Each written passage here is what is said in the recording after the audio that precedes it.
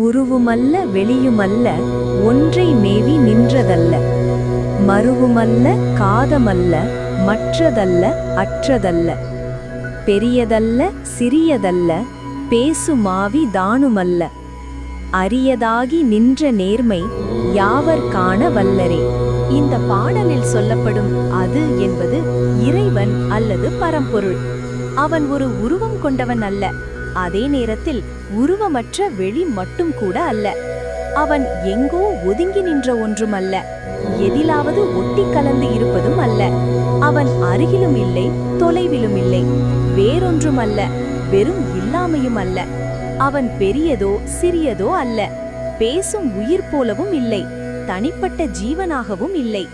இவ்வாறு எந்த அளவுகோலாலும் எந்த சொல்லாலும் வரையறுக்க முடியாத அவன் எல்லாவற்றையும் தாண்டி நிற்கும் அரிய உண்மை. அந்த உண்மையை கண்களால் பார்க்க முடியாது, புத்தியால் அளக்க முடியாது, உள்ளுணர்வால் மட்டும்